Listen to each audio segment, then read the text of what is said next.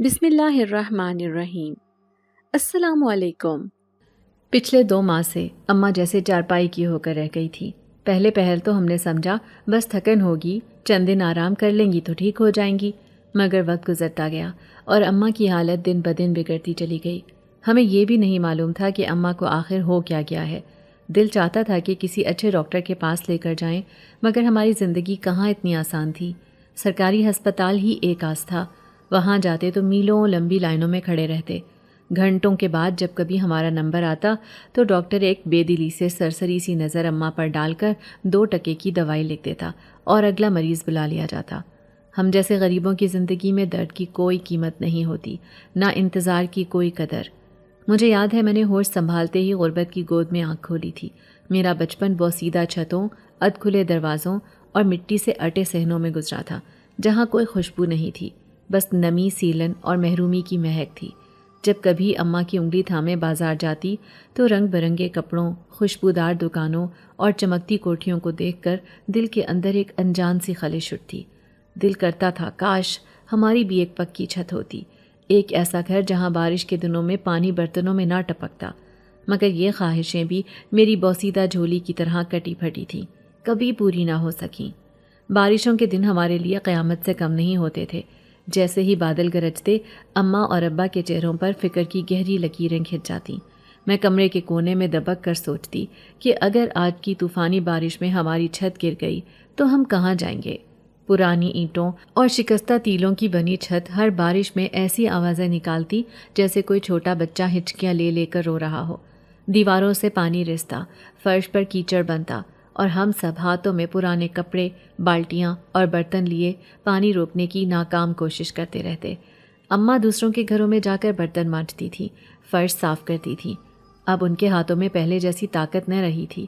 جب سے بستر پکڑا تھا ان کی آنکھوں میں عجیب سی ہار دکھائی دیتی تھی۔ ابا دن بھر مزدوری کے لیے نکلتے، مگر مزدوری بھی نصیب کی مار تھی۔ کبھی کوئی کام مل جاتا تو شام کو ہاتھ میں چند 100 روپے لے آتے، اور اگر نہ ملتا تو خالی جیب بوجھل قدموں کے ساتھ دروازہ کھولتے۔ اماں کو دیکھ کر ان کی آنکھوں میں بے بسی صاف جھلکتی تھی، ورنہ اس سے پہلے حالات ذرا سدھرے ہوئے تھے۔ اماں کبھی کبھار بڑی مشکل سے حویلی کے بچا کھچا سالن لے کر آتی تھی، وہ سالن جو نواب لوگوں کے دسترخوان سے بچ کر ملازموں کے لیے الگ کر دیا جاتا تھا، اور ملازم بھی جسے بیکار سمجھ کر پرانے برتنوں میں پھینک دیتے۔ اماں اسے جھاڑ کر صاف کرتی، کسی طور گرم کر کے ہم سب کے آگے رکھ دیتی تھی۔ بھوک ایسی تھی کہ کوئی گلا شکوارہ کرتے اور خاموشی سے کھا لیتے تھے۔ اماں نے اپنی باجی سے 2 مرتبہ مدد کی درخواست کی تھی، وہی باجی جو کبھی اماں کی ہمدرد کہلائی جاتی تھیں۔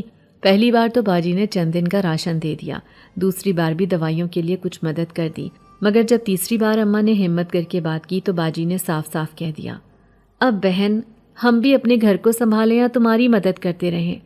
اس نے اماں کی جگہ اپنی حویلی میں کسی اور کام والی کو رکھ لیا تھا۔ اماں کی بیماری نے ان کے کام کا بوجھ ان کے کندھوں سے چھین لیا تھا، اور ہماری عزت بھی کسی کا بوجھ اٹھانے کے قابل نہیں رہی تھی۔ اب گھر کے اندر ایک عجیب خاموشی طاری رہتی۔ اماں چارپائی پر چپ چاپ پڑی رہتی، ابا دن بھر کی تھکن چہرے پر سجائے کسی سوچ میں گم ہو جاتے، اور میں بوسیدہ کپڑوں میں ادھ کھلے دروازے کے پاس بیٹھ کر جانے کن خوابوں میں گم ہو جاتی۔ کبھی اماں کی کھانسی سن کر چونک جاتی، کبھی بارش کی بوندوں کی ٹپ ٹپ سن کر دل میں انجانے خوف اتر آتے۔ غربت ایک ایسی زنجیر تھی جو ہر سانس کے ساتھ ہمیں جکڑتی جا رہی تھی۔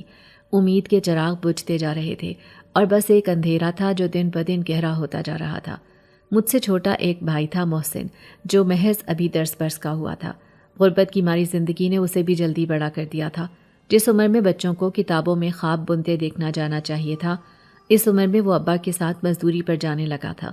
میں اکثر اسے حسرت بھری نظروں سے دیکھتی، دل میں ایک ٹیس اٹھتی کہ شاید میرا بھائی بھی ایک دن اس دائرے سے نکل جائے جس میں ہم سب جکڑے ہوئے تھے۔ بچپن سے ہی میرے دل میں علم حاصل کرنے کی ایک آگ سلگتی رہی تھی۔ میں چاہتی تھی کہ کتابوں کی خوشبو میری سانسوں میں بسے۔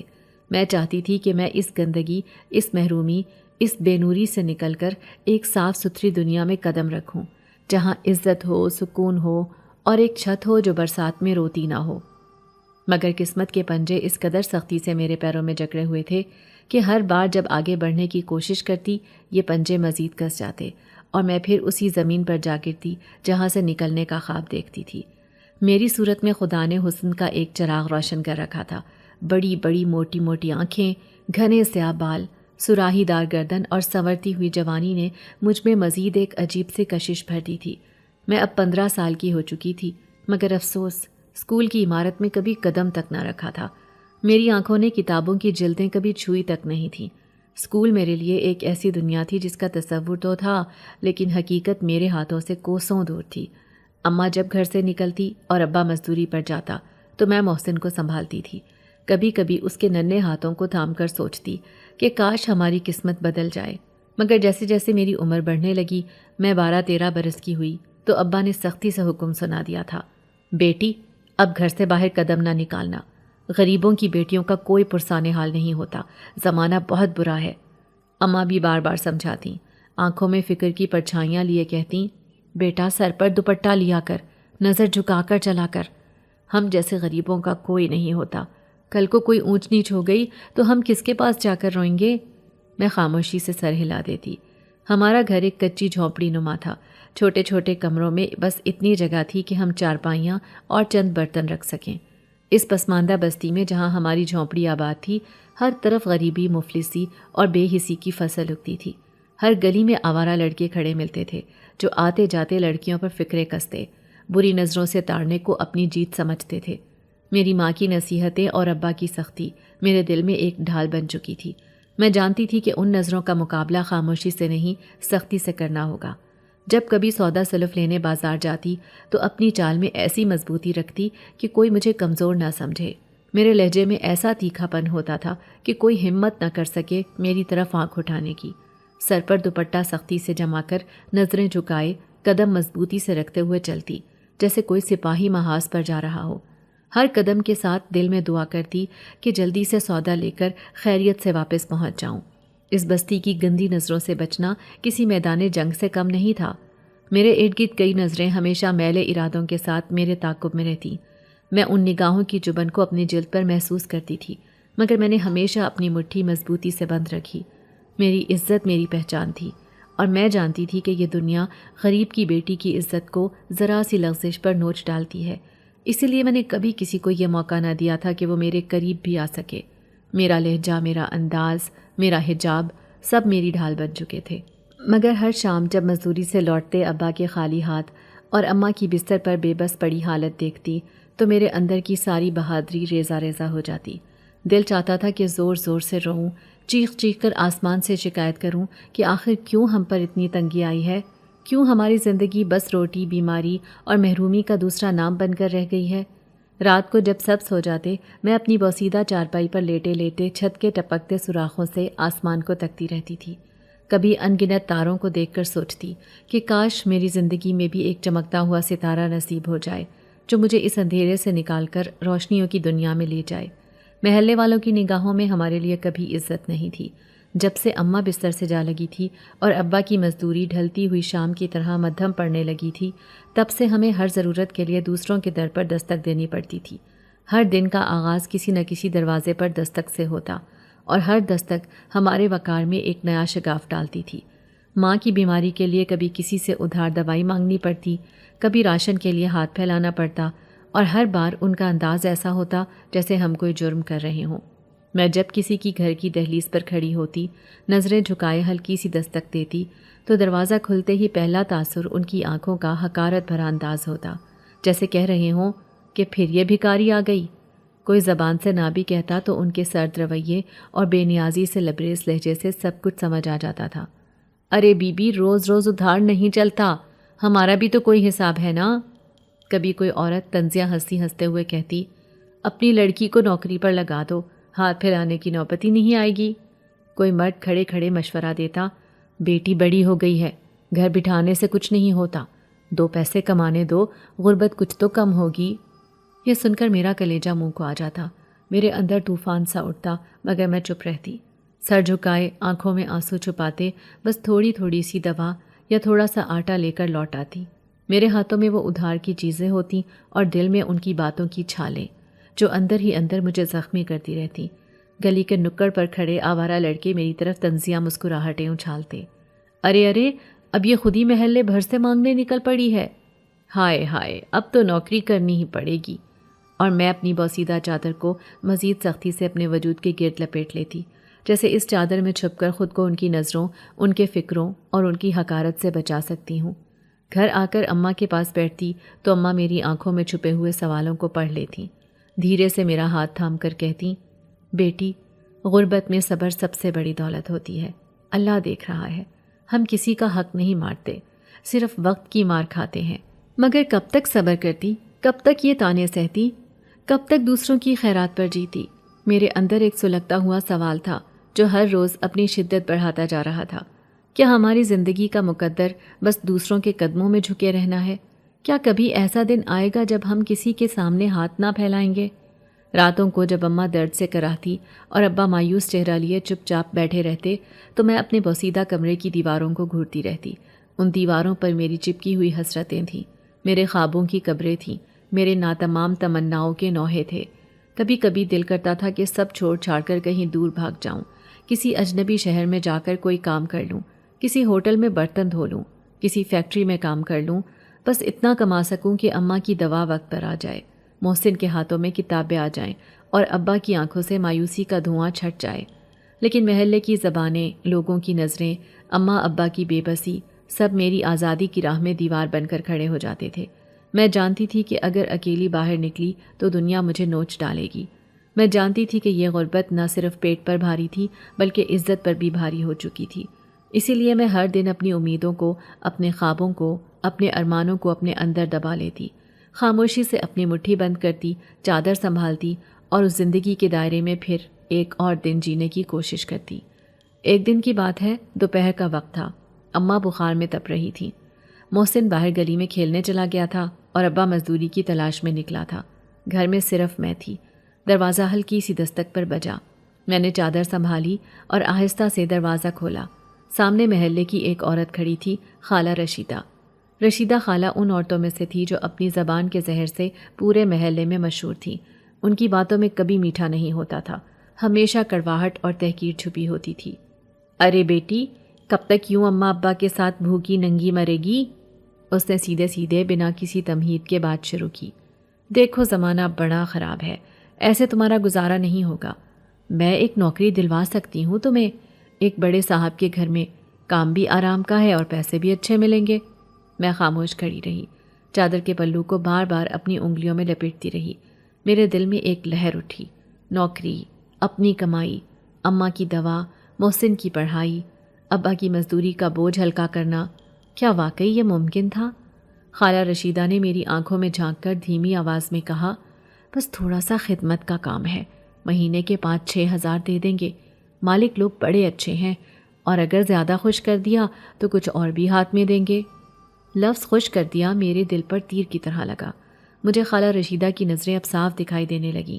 ان کی مسکراہٹ کے پیچھے چھپا ہوا مطلب میری روح تک میں چپ گیا۔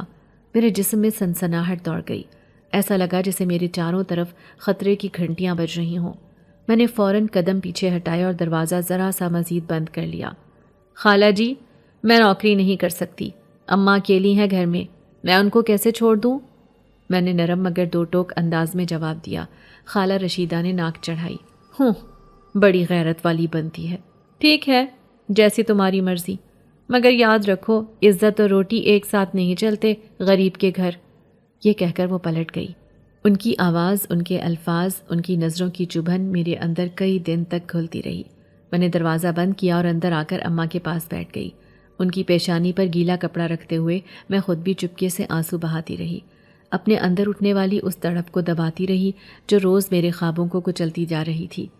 وہ رات میں نے جاگ کر گزاری تھی، کبھی اماں کی طرف دیکھتی، کبھی محسن کے سوئے ہوئے چہرے پر نظر ڈالتی۔ دل میں ایک ہی دعا تھی کہ اللہ ہمیں ایسی غربت سے نکال لے جہاں عزت کے سودے نہ کرنے پڑیں، جہاں کوئی خالہ رشیدہ ہمیں خوش کرنے کی شرط نہ لگائے، جہاں محلے والوں کی آنکھوں میں ترس اور حقارت کا زہر نہ ہو۔ اسی رات میں نے رب کے حضور سجدے میں گر کر دعا کی، یا اللہ ہمیں بھی ایک عزت والی زندگی دے دے، کوئی ایسا وسیلہ بنا دے کہ محلے والوں کے طعنے سننے کی نوبت نہ آئے اور میرے ماں باپ کو بھی سکون کا سانس نصیب ہو۔ دل کے کسی کونے میں ایک بہت چھوٹی سی امید جاگ اٹھی تھی، جیسے اندھیرے میں کہیں دور بہت ہلکی سی روشنی کی ایک لکیر دکھائی دی ہو۔ میں نے خود سے وعدہ کیا تھا کہ کسی بھی حال میں کسی بھی قیمت پر اپنی عزت پر حرف نہیں آنے دوں گی، چاہے بھوکی رہوں ننگی رہوں، لیکن اپنی پاکیزگی کی چادر کبھی نہیں چھوڑوں گی، اور یہ وعدہ میرا سب سے قیمتی اثاثہ بن گیا تھا۔ اگلے دن جب سورج اپنی تیز کرنوں کے ساتھ جھونپڑی کے پرانے پردے پر دستک دینے لگا تو میں اماں کے لیے دوا لینے بازار کی طرف نکلی۔ بدن پر بوسیدہ سا سوٹ تھا جو کئی جگہ سے پیوند لگا ہوا تھا، اور چہرے پر غربت کا ایسا نقاب کہ ہر گزرنے والا پہلی ہی نظر میں ہماری بے بسی کو بھانپ لیتا تھا۔ راستے میں ہر موڑ پر، ہر نکڑ پر کوئی نہ کوئی آشنا چہرہ ملتا جو حقارت بھری نظر سے دیکھتا، جیسے میں کوئی سوالی تھی۔ کچھ عورتیں آنچل میں منہ دبا کر ہنستی تھیں، کچھ مرد آنکھوں سے ناپ تول کرتے، اور بچے میرے پیچھے پیچھے بھاگتے اور آوازیں کستے۔ ادھاری کی شہزادی آ رہی ہے، بچوں کہیں تم سے بھی نہ مانگ لے۔ میرے کانوں میں انگارے بھرنے لگتے، مگر میں سر جھکائے قدموں کو زمین سے گھسیٹتی آگے بڑھتی رہی۔ دکان پر پہنچی تو دکاندار جو کبھی ہمارے ابا کے یاروں میں تھا اب آنکھیں پھیر کر بات کرتا تھا۔ بی بی اب کچھ نقد لایا کرو، روز روز ادھار نہیں چلتا، اس نے تیکھے لہجے میں کہا، گویا مجھ پر احسان کر رہا ہو۔ میری آنکھوں میں ایک پل کو نمی تیر گئی، لیکن میں نے جلدی سے اپنے دامن سے آنکھیں خشک کر ڈالی۔ چاچا، اماں کی دوا بہت ضروری ہے، اللہ کا واسطہ آخری بار دے دو، اگلے ہفتے ابا مزدوری کا کچھ بندوبست کر لیں گے، میں نے تھر تھراتی آواز میں کہا۔ دکاندار نے ٹھنڈی سانس لی، پھر دوا کی شیشی تھما دی۔ بس آخری بار، اور دیکھ بیٹی گھر میں کوئی بندوبست کر، کوئی نوکری کر لے یا کوئی کام ڈھونڈ، زمانہ بڑا خراب ہے، یوں ہی در در مانگنے سے عزت جاتی ہے۔ وہ نصیحت کر کے پھر اپنی سیٹ والی کرسی پر جا بیٹھا۔ میں دوا کا لفافہ ہاتھ میں لیے واپسی کے رستے پر چل پڑی۔ ہر قدم کے ساتھ ایسا لگتا تھا جیسے زمین میرے نیچے سے کھسک رہی ہو۔ دل میں ایک بوجھ سا تھا، آنکھوں میں ایک نہ کہی ہوئی فریاد۔ راستے بھر سوچتی رہی، کیا واقعی محلے والے ٹھیک کہتے ہیں؟ کیا عزت بچانے کے لیے کام کرنا پڑے گا؟ مگر کہاں، کیسے، کون دے گا ایک غریب ان پڑھ لڑکی کو کام؟ گھر پہنچی تو اماں کا حال پہلے سے بدتر تھا۔ بخار میں تپتی اماں کی آنکھوں میں جب میں نے جھانکا تو اپنے سارے سوالوں کے جواب پا گئی۔ میں نے خود سے وعدہ کر لیا کہ اب جو بھی ہو میں ہاتھ پر ہاتھ رکھ کر نہیں بیٹھوں گی، میں کچھ نہ کچھ کر کے اماں، ابا اور محسن کی زندگی میں روشنی ضرور لاؤں گی، چاہے وقت میرا کتنا ہی سخت امتحان کیوں نہ لے لے۔ اسی رات میں نے فیصلہ کر لیا کہ اگلے دن محلے کی دوسری گلیوں میں جا کر کام ڈھونڈوں گی، کسی کے برتن مانجوں گی، کپڑے دھوؤں گی یا جھاڑو پوچھا کروں گی، مگر اب روز روز کی ذلت کے تانے نہیں سنوں گی، نہ ہی اماں کی بیماری کو یوں تماشا بننے دوں گی۔ رب کی راہ دیکھتے دیکھتے اب میں خود قدم اٹھانے کو تیار ہو گئی تھی، خالی ہاتھ دعا مانگنے کے ساتھ ساتھ اب اپنے ہاتھوں سے محنت کا بوجھ اٹھانے کے لیے بھی تیار تھی۔ اگلے دن صبح سویرے ہی میں نے اپنا پھٹا پرانا دوپٹہ سر پر لیا اور دروازے پر کھڑی ہو کر ارد گرد کے گھروں پر نظریں دوڑانے لگی۔ ہر طرف خاموشی تھی، جیسے یہ شہر امیروں کا ہو اور ہم جیسے ننگے پاؤں بھکاری ان کی دہلیز پر فقط خاک چاٹنے کو پیدا ہوئے ہوں۔ میں نے ہمت باندھی اور سامنے والی گلی کی بڑی کوٹھی کی طرف قدم بڑھائے۔ دل زور زور سے دھڑک رہا تھا، ہر لمحہ یہی خدشہ تھا کہ کہیں کوئی ذلیل نہ کرے، دھتکار نہ دے۔ دروازہ کھٹکھٹایا تو اندر سے ایک ملازم آیا، میری حالت پر ایک نظر ڈال کر ہنکارا مارا اور اندر بلا لیا۔ بی بی صاحبہ سے بات کرنی ہے، میں نے دبی دبی آواز میں کہا۔ وہ اندر گیا اور چند لمحوں بعد ایک چمکتی دمکتی دبلی پتلی مگر نخلیلی عورت باہر نکلی، زیورات سے لدی ہوئی، ناک چڑھی ہوئی، غرور کا خول چہرے پر چڑھائے۔ کون ہو تم؟ اس نے اوپر سے نیچے تک مجھے اس انداز میں دیکھا جیسے میں کوئی زمین پر رینگتی ہوئی چیز ہوں۔ بی بی، کام چاہیے تھا، صفائی، برتن، کپڑے دھونا، جو مل جائے، میں نے ہاتھ جوڑ کر کہا۔ وہ کچھ دیر سوچتی رہی، پھر ناک سکیڑ کر بولی، کام تو ہے مگر تنخواہ زیادہ نہ مانگنا، اور ہاں کوئی چیز غائب ہوئی تو جانتی ہو نا انجام۔ میں نے جلدی سے سر ہلا دیا۔ کچھ ہی دیر میں مجھے کام سمجھا دیا گیا، برتن دھونا، فرش رگڑنا، غسل خانے صاف کرنا اور بی بی صاحبہ کے پالتو کتوں کے پیچھے بھاگ بھاگ کر گندگی صاف کرنا۔ مزدوری صرف چند پیسے۔ پہلا دن ہی تھا کہ میں نے برتن دھوتے ہوئے ہاتھوں کو کاٹ لیا، انگلیوں سے خون رسنے لگا، مگر ہمت نہ ہاری۔ میں جانتی تھی کہ اگر شکایت کی تو کام سے نکال دی جاؤں گی اور گھر میں اماں کی دوا بند ہو جائے گی، اسی لیے دانت بھینچ کر درد کو پی گئی۔ دوپہر کو کام کرتے کرتے جب میں نے پانی کا گلاس مانگا تو بی بی صاحبہ نے طنزیہ ہنسی کے ساتھ کہا، غریبوں کے نصیب میں تو صرف پسینہ ہے، پانی کہاں؟ پہلے کام ختم کرو، پھر پانی ملے گا۔ میں نے اپنی پیاسی زبان کو دانتوں تلے دبا لیا اور دوبارہ جھک کر فرش صاف کرنے لگی۔ جسم میں درد، پسینے سے بھیگے کپڑے اور دل میں کسی انجانے طوفان کا خوف۔ ایک طرف سے ملازم مرد آتے جاتے عجیب نظروں سے مجھے دیکھتے، کبھی کوئی پاس سے گزرتے ہوئے میرے ہاتھ پر انگلی لگا دیتا، کبھی کوئی ہنستے ہنستے میرے قریب آ کر جھک جاتا۔ ان کے انداز میں ایسی گندی نیت چھپی تھی کہ میرا دل کرتا زمین پھٹے اور میں اس میں سما جاؤں۔ بی بی صاحبہ کا شوہر جو دن بھر گھر پر ہی پڑا رہتا تھا، اکثر اپنے کمرے سے جھانک جھانک کر مجھے گھورتا۔ ایک دن صفائی کرتے کرتے میں اس کے کمرے کے پاس سے گزری تو اس نے جان بوجھ کر پانی کا جگ گرا دیا۔ ارے او لڑکی، ذرا یہ پانی صاف کر دے، اس نے بلا کر کہا۔ جب میں جھک کر پانی صاف کرنے لگی تو اس کی گندی نظریں میرے وجود کو نوچنے لگی۔ ایک پل کو میرا دل کانپ گیا، جسم سن ہو گیا۔ میں نے جلدی سے صفائی مکمل کی اور بنا کچھ کہے باہر بھاگ آئی۔ میرے وجود میں کانٹے چبھنے لگے تھے، دل میں شدید خوف گھر کر گیا تھا۔ رات گھر آئی تو اماں نے میری حالت دیکھی، میلے پھٹے کپڑے، ہاتھوں پر کٹے ہوئے نشان اور آنکھوں میں جمی ہوئی ویرانی۔ اماں نے مجھے سینے سے لگا لیا اور میری پیشانی چوم کر کہا، بیٹی عزت سب کچھ ہے، اگر کہیں دل گھبرائے تو چھوڑ دینا کام، اللہ خیر کرے گا۔ لیکن میرے اندر تو ایک طوفان برپا تھا، کیسے چھوڑ دوں؟ بھوکی ماں، نڈھال باپ اور ننھا بھائی، کون تھا ہمارا؟ اگر میں نہ کروں تو کون کرے گا؟ اس رات میں نے رب سے بہت لمبی باتیں کی، اپنے آنسوؤں کو تکیے میں چھپا کر دل سے صرف ایک دعا مانگی، اے رب میری عصمت کی حفاظت فرمانا، مجھے عزت کے ساتھ روزی عطا کرنا۔ اسی دعا میں، اسی آنکھوں کی نمی میں میری نئی زندگی کا پہلا قدم چھپ گیا تھا۔ اب میں ٹوٹنے کے لیے نہیں، ہر ذلت اور گندگی کے بیچ سے سر اٹھا کر جینے کے لیے تیار ہو رہی تھی۔ اگلی رات کو جب میں کام سے لوٹی تو ابا صحن کے ایک کونے میں بیٹھا تھا، سر جھکا ہوا تھا، ہاتھوں میں چہرہ چھپا رکھا تھا۔ میں دبے پاؤں اس کے قریب آئی مگر قدم جیسے زمین میں دھنس گئے۔ ابا کی حالت دیکھ کر میرا دل لرز گیا۔ وہ شخص جو میرا محافظ تھا، میرا باپ جو کبھی میری ہنسی پر دنیا کی ساری خوشیاں قربان کر دینے کو تیار تھا، آج اس کے کندھے لرز رہے تھے۔ اس کے ہاتھوں کی لکیروں میں غربت کی گرد بسی تھی اور آنکھوں کے نیچے تھکن کے گہرے حلقے۔ میں نے ہمت کر کے آہستہ سے پکارا، ابا؟ انہوں نے چونک کر سر اٹھایا۔ ان کی آنکھیں سرخ تھیں، جیسے وہ طویل عرصے سے ضبط کے آنسوؤں کا بوجھ اٹھائے بیٹھے ہوں۔ مجھے دیکھتے ہی ابا کے چہرے پر عجیب سی تکلیف پھیل گئی۔ آ گئی میری بچی؟ اس نے میرے سر پر ہاتھ رکھا مگر اس کے ہاتھوں کی لرزش چھپائے نہ چھپ سکی۔ کہاں تھی بیٹا؟ اس نے پوچھا مگر اس سوال کے پیچھے جو درد تھا وہ لفظوں میں بیان کرنا ممکن نہیں تھا۔ میں نے نظریں جھکا لیں۔ کیا بتاتی کہ امیر لوگوں کے کتوں کی گندگی صاف کر کے آئی ہوں؟ کیا بتاتی کہ بی بی صاحبہ کے شوہر کی گندی نظروں کا شکار بنتے بنتے بچی ہوں؟ میرے سکوت نے ہی سب کچھ کہہ دیا۔ ابا نے میرا ہاتھ تھاما اور اس پر نظریں جمائے جمائے جیسے اپنے آپ سے جنگ لڑ رہا ہو۔ اس کی آنکھوں میں صرف ایک جذبہ تھا، بے بسی۔ بیٹا، اس کی آواز بھرائی ہوئی تھی، میں تیرا باپ ہو کر تجھے عزت کی چھاؤں نہ دے سکا۔ میرے بس میں ہوتا تو تیرے قدموں تلے دنیا کی دولت بچھا دیتا، مگر دیکھ، غربت نے میرے ہاتھ کاٹ دیے ہیں، میں کچھ بھی نہیں کر سکا۔ میرے حلق میں آنسوؤں کا گولا پھنس گیا۔ میں جانتی تھی ابا کی یہ حالت کیوں ہے۔ یہ غربت صرف ہمارے پیٹ پر نہیں، ہماری روح پر بھی کوڑے مار رہی تھی۔ میں نے جلدی سے ابا کے ہاتھ اپنے ہاتھوں میں لیے اور کہا، ابا میری فکر نہ کرو، بیٹی ہو کر اگر باپ کے بوجھ میں ہاتھ نہ بٹاؤں تو پھر کیسی بیٹی؟ آپ نے ہمیں عزت دی ہے ابا، اور یہی سب سے بڑی دولت ہے۔ ہم بھوکے رہ لیں گے مگر ہاتھ پھیلانے والے نہ بنیں گے۔ ابا کی آنکھوں سے دو موٹے موٹے آنسو لڑک کر اس کی جھریوں میں گم ہو گئے۔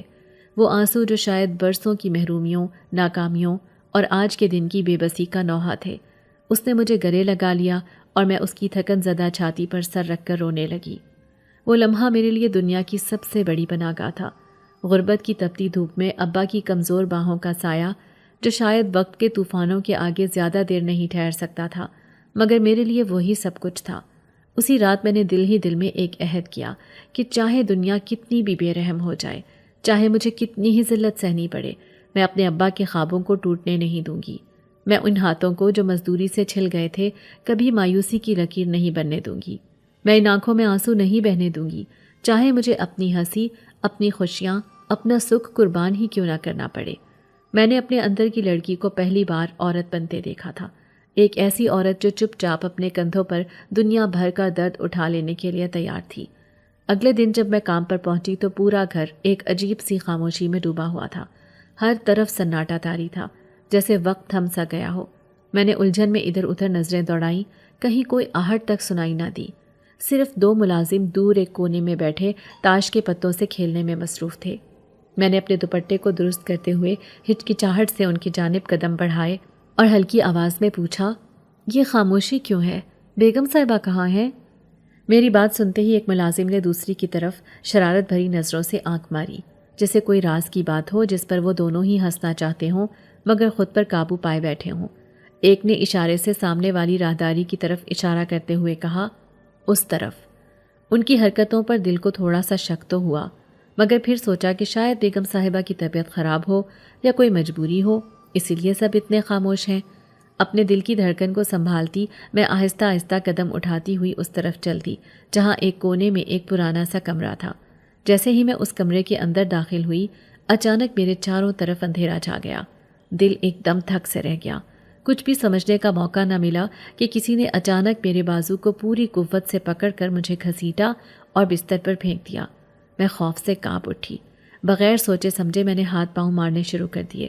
میری سانسیں بے قابو ہو چکی تھیں، آنکھوں کے آگے اندھیرا چھا رہا تھا۔ جب میری انگلیاں اس کے چہرے کو چھوئیں تو میں نے لرزتے دل سے پہچان لیا، یہ تو بیگم صاحبہ کا شوہر تھا، وہی جو اپنی نظروں سے اکثر مجھے گھورتا تھا، مگر میں نے اسے ہمیشہ نظر انداز کیا تھا۔ آج وہ درندہ میری عزت پر حملہ آور ہو چکا تھا۔ میرے اندر کی غیرت نے زور پکڑا۔ میں نے چاروں طرف ہاتھ مارا اور بستر کے پاس پڑی کوئی وزنی چیز، شاید کوئی لیمپ یا گلدان، اس کے سر پر پوری قوت سے دے ماری۔ ایک دبی دبی چیخ سنائی دی اور اس کی گرفت ڈھیلی پڑ گئی۔ میں موقع دیکھ کر بھاگ کھڑی ہوئی۔ دروازہ زور سے دھکیل کر میں باہر نکلی اور ننگے پاؤں دوڑتی ہوئی حویلی کے باہر آ گئی۔ باہر آتے ہی میرے جسم پر تیز بارش کی بوندیں برسنے لگیں۔ بارش گویا آسمان کا درد میرے ساتھ بانٹ رہی تھی۔ میری حالت دیکھی نہیں جاتی تھی۔ کپڑے بھیگ چکے تھے، جسم کانپ رہا تھا، آنکھوں سے آنسو بے قابو ہو کر برسنے لگے۔ میں نہ تو پیچھے مڑ کر دیکھنے کی ہمت کر پائی اور نہ ہی یہ سوچ سکی کہ آگے کہاں جانا ہے۔ گھر جانے کا حوصلہ نہیں بچا تھا مجھ میں۔ مجھے معلوم تھا کہ گھر والے منتظر ہوں گے، خاص طور پر ابا، جن سے وعدہ کیا تھا کہ چند دن کی محنت سے پیسے جمع کر کے انہیں ایک سبزی کی ریڑھی دلواؤں گی تاکہ وہ بھی باعزت روزی کما سکیں۔ میرے خواب تھے، چھوٹے چھوٹے خواب، مگر آج لگ رہا تھا کہ سب خواب بارش کے قطروں کی طرح زمین پر گر کر بکھر چکے ہیں۔ میں یوں ہی ننگے پاؤں بے مقصد بھیگی سڑک پر چلتی جا رہی تھی۔ چاروں طرف اندھیرا تھا، کہیں دور دور تک کوئی امید کی کرن نظر نہیں آ رہی تھی۔ میں تھک ہار کر ایک درخت کے نیچے جا کھڑی ہوئی۔ بارش تھوڑی کم ہو چکی تھی، مگر میرا دل اب بھی طوفانوں سے بھرا ہوا تھا۔ دور دور جھلملاتی بڑی بڑی حویلیاں نظر آ رہی تھیں۔ ایک پل کو دل میں آیا کہ کسی اور حویلی میں جا کر کام مانگ لوں، کوئی اور نوکری، کوئی اور سہارا، مگر پھر خیال آیا کہ اگر وہاں بھی میرے ساتھ وہی سب کچھ ہو گیا تو کیا میں پھر بچ سکوں گی؟ کیا میرا وجود بار بار ایسے حملوں سے بچ سکے گا؟ یہ سوچ کر میرے وجود میں ایک سرد لہر دوڑ گئی۔ میں وہیں درخت کے نیچے گھٹنوں میں منہ چھپا کر بیٹھ گئی، بے آواز روتی رہی، کانپتی رہی، اپنی قسمت پر، اپنی مجبوریوں پر، اپنے بکھرتے خوابوں پر آنسو بہاتی رہی۔ بارش کی بوندیں اب میری سسکیوں میں مدغم ہو چکی تھیں۔ ہر لمحہ ایسا لگ رہا تھا جیسے زندگی ایک کالی رات میں بدل چکی ہے، جس میں نہ صبح کی امید ہے اور نہ کوئی سہارا۔ میں بالکل تنہا تھی، ایک بھیگا ہوا وجود اور بکھرے ہوئے خواب۔ بارش تھمنے کا نام ہی نہیں لے رہی تھی۔ درخت کے نیچے سکڑی سمٹی میں اب بھی گھٹنوں میں منہ دبائے بیٹھی تھی جب اچانک دور سے کسی کے چیخنے کی آواز سنائی دی۔ آواز بارش کی گونج میں مدھم سی محسوس ہو رہی تھی، مگر جیسے جیسے وہ قریب آتی گئی میرے کانوں میں صاف سنائی دینے لگی، نازو، نازو جلدی آؤ، جلدی۔ میں نے چونک کر سر اٹھایا۔ دھندلی روشنی میں ایک مانوس چہرہ دکھائی دیا۔ یہ محلے کا ایک لڑکا تھا جو ہانپتے کانپتے بار بار میرا نام پکار رہا تھا۔ اس کی آواز میں خوف اور گھبراہٹ صاف جھلک رہی تھی۔ میں گھبرا کر اٹھ کھڑی ہوئی، دل زور زور سے دھڑکنے لگا، قدموں میں خود بخود جان آ گئی۔ میں بھاگتی ہوئی اس کی طرف لپکی۔ کیا ہوا؟ کیوں بلا رہے ہو مجھے؟ میں نے بےتابی سے پوچھا۔ وہ لڑکا ہانپتے ہوئے بولا، نازو جلدی چلو، تمہارے گھر کی چھت گر گئی ہے۔ میرے ہوش جیسے ہوا ہو گئے۔ کیا؟ میری زبان لڑکھڑا گئی۔ اب میں کچھ سننے سمجھنے کے قابل نہ رہی۔ دیوانہ وار دوڑتے ہوئے گلی کے نکڑ پر مڑی، گلیاں عبور کی، کچے راستے پھلانگتی ہوئی اپنے محلے کی طرف لپکی۔ دل ایسے دھڑک رہا تھا جیسے ابھی پسلیاں توڑ کر باہر آ جائے گا۔ جب اپنے ٹوٹے پھوٹے کچے سے گھر کے پاس پہنچی تو منظر نے مجھے منجمد کر دیا۔ گھر، میرا گھر، جو اب تک میرے سادہ خوابوں کا ایک ٹوٹا پھوٹا مگر محفوظ قلعہ تھا، وہ زمین بوس ہو چکا تھا۔ ساری چھت نیچے آ گری تھی۔ اینٹیں، لکڑیاں، مٹی اور چھت کے ٹکڑے چاروں طرف بکھرے ہوئے تھے۔ ہر طرف ملبے کا ڈھیر تھا۔ بارش کے پانی سے سارا منظر کیچڑ میں تبدیل ہو چکا تھا۔ لوگوں کا ہجوم لگا ہوا تھا۔ کوئی افسوس سے سر ہلا رہا تھا، کوئی خاموش آنکھوں سے تباہی کو دیکھ رہا تھا۔ میں لڑکھڑاتی ہوئی آگے بڑھی، آنسو خود بخود میری آنکھوں سے بہنے لگے۔ کانپتی ہوئی زبان سے میں نے سوال کیا، ابا، اماں اور محسن کہاں ہیں؟ چند لمحے کی خاموشی کے بعد کسی نے بوجھل آواز میں کہا، وہ سب ملبے کے نیچے ہیں، نکلے نہیں ابھی تک۔ یہ سنتے ہی میری ٹانگوں سے جیسے جان نکل گئی۔ زمین میرے قدموں کے نیچے سے کھسکنے لگی۔ مجھے لگا میں سیدھا اندھیروں میں گر جاؤں گی۔ نہیں، ایسا نہیں ہو سکتا۔ میں بے یقینی میں بڑبڑا رہی تھی، اپنے دل کو یہ سمجھانے کی کوشش کر رہی تھی کہ شاید یہ سب جھوٹ ہو، کوئی غلط فہمی ہو، مگر سامنے ملبے کے نیچے سے بہتا ہوا خون اور لوگوں کی افسوس بھری نظریں سچائی کو چیخ چیخ کر بیان کر رہی تھی۔ میں زمین پر بیٹھ گئی، بارش کے کیچڑ میں لت پت ہو گئی۔ میری انگلیاں بے اختیار ملبے کو ہٹانے لگی۔ ابا، اماں، محسن کہاں ہو؟ جواب دو، میں آ گئی ہوں۔ میں چیخ چیخ کر پکار رہی تھی۔ میری آواز بارش کے شور میں دب کر رہ جاتی تھی۔ کسی نے مجھے پکڑ کر پیچھے کیا۔ کوئی کہہ رہا تھا، بیٹی صبر کرو، صبر کرو، مگر صبر کہاں سے لاتی؟ میرا سب کچھ تو اس ملبے تلے دب چکا تھا۔ ساری رات لوگ کوشش کرتے رہے، ملبہ ہٹایا گیا۔ جب صبح کی روشنی ذرا سی پھیلی تو ان کی لاشیں نکال لی گئیں۔ ابا، اماں، میرا چھوٹا بھائی محسن، تینوں کی لاشیں سفید چادروں میں لپٹی پڑی تھیں۔ میری دنیا اندھیر ہو گئی۔ میں بس پھوٹ پھوٹ کر رو رہی تھی۔ کسی نے میرے کندھے پر ہاتھ رکھا، کوئی پانی کا گلاس لے کر آیا، کوئی تسلی دے رہا تھا، مگر میں تو اس لمحے بس ایک سناٹے میں ڈوب چکی تھی۔ مجھے کچھ سنائی نہ دیتا تھا، کچھ دکھائی نہ دیتا تھا، سوائے سفید چادروں کے جو میرے سب کچھ چھین کر مجھے بے نوا کر گئی تھی۔ چند دنوں تک محلے والوں نے تھوڑی بہت مدد کی۔ چند عورتوں نے مل کر ملبے سے بچا کچا سامان نکالا، ایک کونے میں تھوڑی سی جگہ صاف کر کے ایک چھوٹا سا جھونپڑا بنا دیا جہاں میں بارش سے بچ کر بیٹھ سکتی تھی۔ پرانی ٹوٹی پھوٹی چارپائی جس کا بستر بارش میں بھیگ چکا تھا، وہ میرے سونے کا واحد سہارا رہ گیا تھا۔ میرے پاس نہ کپڑے تھے، نہ کھانے کو کچھ، نہ کوئی امید۔ بارش تھم چکی تھی، مگر میری زندگی میں اب بھی اندھیری گھٹائیں چھائی ہوئی تھی۔ میں بے یارو مددگار، اکیلی، ادھڑی ہوئی چادر میں لپٹی، نم بستر پر بیٹھی گم سمسی آسمان کی طرف دیکھتی رہتی تھی۔ میری آنکھوں میں اب صرف ایک سوال تھا، یا اللہ، اب میں کہاں جاؤں؟ کس کے در پر دستک دوں؟ کون میرا ہوگا؟ لیکن کہیں سے کوئی جواب نہیں آتا تھا۔ صرف خاموشی تھی، ویرانی تھی اور بچھڑے ہوئے اپنوں کی یاد تھی جو ہر لمحہ سینے میں چھری کی طرح چبھتی تھی۔ بارش رکنے کا نام ہی نہیں لے رہی تھی۔ بوندیں چھت کے ان ٹوٹے پھوٹے حصوں سے اندر آ کر میرے کمرے کو گویا تالاب بنا چکی تھی۔ میرا پرانا بوسیدہ بستر جسے اماں نے نہ جانے کب کا کپڑا جوڑ کر بنایا تھا اب مکمل بھیگ چکا تھا۔ گیلے بستر پر لیٹنے کا مطلب تھا ہڈیوں میں برف کی طرح ٹھنڈ کا اتر جانا، مگر اس کے سوا میرے پاس کوئی اور چارہ ہی نہیں تھا۔ چادر کو خوب لپیٹ کر میں نے خود کو بھیگی بستر پر لٹا دیا۔ سردی سے بدن کپ کپا رہا تھا، دانت بج رہے تھے، سانس کے بھاپ بننے کی آوازیں سنائی دے رہی تھی۔ رات کے سناٹے میں دور کہیں مینڈکوں کی آوازیں اور بادلوں کی گرج میرے خوف کو اور بڑھا رہی تھی۔ میری آنکھوں سے خاموش آنسو بہتے جا رہے تھے۔ دل چاہتا تھا کہ کوئی آئے، ماں کی طرح تھپک کر سلا دے، مگر جانتی تھی اب کوئی نہیں آئے گا۔ اب سب کچھ خود ہی سہنا ہے، چپ چاپ، بغیر کسی شکوے کے۔ ایسے ہی سردی میں ٹھٹرتے ٹھٹرتے نہ جانے کب میری آنکھ لگ گئی۔ اسی نیم غنودگی میں اچانک مجھے ایک عجیب سی مہک محسوس ہوئی، جیسے کسی پرانی پرسکون جنگل کی مہک جس میں شبنم کی خوشبو بسی ہو۔ میں نے آنکھیں بند کی ہی رکھیں، مگر دل میں ایک عجیب سا احساس جاگا۔ ایسا لگا جیسے کوئی بہت نرم اور ہلکا وجود میرے قریب آ کھڑا ہوا ہو۔ کچھ لمحے بعد مجھے احساس ہوا کہ کوئی میرے بالکل پاس جھکا ہے۔ سردی میں تپش کا ایک ہلکا سا لمس میرے چہرے پر پڑا۔ ایسا لگا جیسے کسی نے بہت محبت سے میری بھیگی ہوئی چادر کو ٹھیک کیا ہو۔ دل کی دھڑکن تیز ہو گئی، ڈر کے مارے آنکھیں کھولنے کی ہمت نہیں ہو رہی تھی، مگر ایک انجانی سی تسلی بھی ساتھ ساتھ تھی، جیسے کوئی اپنا ہو، کوئی جو میری تکلیف کو، میری تنہائی کو سمجھتا ہو۔ پھر میں نے محسوس کیا کہ کسی نے آہستہ سے مجھے باہوں میں اٹھایا۔ باہوں کا لمس عجیب تھا، نہ زیادہ سخت نہ زیادہ نرم، بس ایک مکمل تحفظ دینے والا۔ میرا کمزور کپ کپاتا جسم اس کے سینے سے لگا تو ایسا لگا جیسے برف میں لپٹے وجود کو کوئی گرم چادر مل گئی ہو۔ میں نے ہلکی سی کراہ کے ساتھ آنکھیں کھولنے کی کوشش کی۔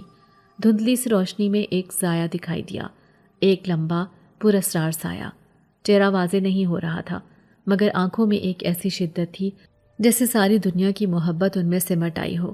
وہ سایہ مجھے اٹھائے آہستہ آہستہ کمرے کے دوسرے کونے میں لے گیا، جہاں زمین نسبتاً خشک تھی۔ اس نے بہت نرمی سے مجھے نیچے لٹایا، چادر کو میرے گرد اچھی طرح لپیٹا اور کچھ لمحوں تک جھک کر میرا چہرہ تکتا رہا۔ اس کے وجود سے ایک عجیب سی خوشبو آ رہی تھی، نہ کسی خوشبو کی طرح میٹھی، نہ کسی خوشبو کی طرح تیز، بس دل کو ایک ناقابل بیان سکون دینے والی۔ پھر وہ سایہ دھیرے دھیرے پیچھے ہٹا، میری آنکھوں کے سامنے اندھیرا سا چھانے لگا۔ دل چاہتا تھا اسے روک لوں، اس کے دامن سے لپٹ جاؤں، مگر بدن اتنا کمزور تھا کہ ہلنے کی بھی ہمت نہ تھی۔ چند لمحوں بعد میں نے آخری بار اس کی سمت دیکھا۔ وہ ایک گہری سانس بھر کر جیسے ہوا میں گھل گیا۔ کمرے میں پھر وہی تنہائی چھا گئی، مگر اب میں اکیلی نہ تھی۔ میرے دل میں اس پراسرار سائے کی موجودگی کا احساس رچ بس گیا تھا، جیسے کوئی کہہ رہا ہو، نازو اب تو کبھی تنہا نہیں ہوگی۔ بارش کی بوندیں اب بھی ٹپک رہی تھی، مگر میرے دل پر محبت کی ایک نئی دھوپ اتر چکی تھی۔ صبح کی خنک ہوا نے میری پلکوں کو ہولے ہولے چھیڑا تو میری آنکھ کھل گئی۔ میں حیران رہ گئی۔ میں تو کل گیلے بوسیدہ بستر پر کپ کپاتے بدن کے ساتھ لیٹی تھی، مگر اب میں ایک خشک زمین کے ٹکڑے پر موجود تھی۔ میرے اوپر ایک نرم گرم کمبل تھا جس کی مہک ایسی تھی جیسے کسی جنگل کی شبنم سے بھیگی ہو۔ مجھے اپنی آنکھوں پر یقین نہیں آ رہا تھا۔ ہونٹ کپ کپاتے ہوئے میں نے ارد گرد نظر دوڑائی۔ صبح کی ہلکی ہلکی روشنی میں کچھ دور ایک درخت کے نیچے ایک نوجوان کھڑا نظر آیا۔ اس نے صاف شفاف کپڑے پہن رکھے تھے، سفید کرتے پر ہلکی سی سنہری روشنی پڑ رہی تھی اور ہوا میں اس کے لباس کا کنارہ لہرا رہا تھا۔ وہ اپنی پیٹھ میری طرف کیے کھڑا تھا۔ اس کے وجود سے ایک عجیب وقار اور سکون جھلک رہا تھا۔ ایسا لگ رہا تھا جیسے کائنات کا ہر درد، ہر خوف اس کی موجودگی میں دبک کر کہیں چھپ گیا ہو۔ دل کی دھڑکن تیز ہو گئی۔ ایک انجان سے ہمت جٹاتے ہوئے میں نے کپ کپاتی آواز میں پوچھا، کون ہو تم؟ وہ آہستگی سے پلٹا۔ جیسے ہی اس کا چہرہ سامنے آیا میں دم بخود رہ گئی۔ ایسا حسن میں نے اپنی زندگی میں کبھی نہیں دیکھا تھا۔ چمکتا ہوا گندمی رنگ، گہری بادامی آنکھیں، لمبی پلکیں اور ہونٹوں پر ایک ایسی مسکراہٹ جو روح کی گہرائیوں تک اتر جائے۔ وہ چند لمحے مجھے دیکھتا رہا، پھر نرمی سے بولا، سنا تھا کل رات یہاں ایک جھونپڑا گرا تھا، ہم امداد کے لیے آئے ہیں۔ اس کی آواز میں ایسی مٹھاس اور سکون تھا کہ میرا سارا ڈر، ساری تھکن جیسے لمحوں میں بہہ گئی۔ اس کی بات سن کر میں نے اپنی آنکھیں جھکا لیں، چاہتے ہوئے بھی میں نظریں اس کے چہرے سے ہٹا نہیں پا رہی تھی۔ وہ میرے قریب آیا، مگر اس کا انداز اتنا محتاط اور باادب تھا کہ مجھے ایک پل کے لیے بھی خوف محسوس نہ ہوا۔ اس کے ہاتھ میں ایک چھوٹا سا تھیلا تھا جس میں کچھ خشک کپڑے اور کھانے کا سامان تھا۔ اس نے تھیلا زمین پر رکھا اور نرمی سے بولا، تم فکر نہ کرو، اللہ نے چاہا تو سب ٹھیک ہو جائے گا۔ میں بس خالی خالی نظروں سے اسے دیکھتی رہی۔ دل کے کسی کونے میں ایک سوال اٹھا، یہ کون ہے؟ کیوں آیا ہے؟ کیوں لگتا ہے جیسے میں اسے صدیوں سے جانتی ہوں؟ مگر زبان جیسے گنگ ہو چکی تھی۔ اس نے زمین پر ایک نظر ڈالی، پھر دوبارہ آسمان کی طرف دیکھ کر کچھ پڑھنے لگا۔ الفاظ مجھے سنائی نہیں دیے، مگر ان کے اثر سے مجھے اپنے اندر ایک عجیب سی گرمی محسوس ہونے لگی، جیسے صدیوں پرانا دکھ کسی نے ایک پل میں دھو ڈالا ہو۔ بظاہر وہ ایک عام سا امدادی کارکن تھا جو کسی فلاحی تنظیم کا حصہ لگتا تھا، مگر نہ اس کی آمد کا وقت عام تھا، نہ اس کا انداز، نہ اس کے قدموں کی چاپ تھی، نہ اس کے ارد گرد کوئی اور ساتھی۔ بس وہ تھا اور میں، اور ہمارے بیچ وہ خاموشی جو ہر لفظ سے زیادہ بولتی تھی۔ میں نے ہمت کر کے اس سے پوچھا، تمہارا نام؟ وہ ہلکے سے مسکرایا، ایسی مسکراہٹ جو دل کے اندھیرے کونے روشن کر دے۔ پھر بولا، میرا نام احد ہے۔ ضرورت صرف اتنی ہے کہ تم جان لو میں تمہارے دکھ کا ساتھی ہوں۔ میری آنکھیں بھر آئیں، میرے وجود کی تنہائی کو جیسے کسی نے پہلی بار سمجھا تھا۔ وہ خاموشی سے مجھے اپنے ساتھ ایک وسیع و عریض محل نما گھر میں لے آیا تھا۔ یہ کوئی عام گھر نہیں تھا، در حقیقت یہ تو ایسا لگتا تھا جیسے کسی اور ہی دنیا کا گوشہ ہو۔ دیواروں پر خوبصورت نقوش بنے ہوئے تھے، چھتیں بلند اور چمکتی تھیں اور ہوا میں خوشبو بکھری ہوئی تھی۔ باہر سے یہ ایک پرانے وقتوں کی حویلی لگتی تھی، مگر اندر ہر سہولت موجود تھی۔ داخل ہوتے ہی اس نے نرمی سے کہا، میں ایک فلاحی ادارے کی طرف سے کام کر رہا ہوں، جلد ہی تمہاری جھونپڑی کی جگہ ایک خوبصورت پکا مکان بنا دوں گا، تب تک تم یہاں محفوظ ہو۔ میں حیران تھی، لیکن دل کو ایک عجیب سا اطمینان بھی محسوس ہو رہا تھا۔ یہ حویلی جیسے مجھے اپنی باہوں میں لے کر کہہ رہی ہو کہ اب تم تنہا نہیں ہو۔ پورے گھر میں اس کے سوا کوئی نہ تھا۔ ایک خوبصورت سا باورچی خانہ تھا جہاں ہر چیز سلیقے سے رکھی گئی تھی۔ برتن چمک رہے تھے، مسالوں کی خوشبو پورے کچن میں بکھری ہوئی تھی اور ٹھنڈی ہواؤں کے سنگیت میں در و دیوار جیسے سرگوشیاں کر رہے تھے۔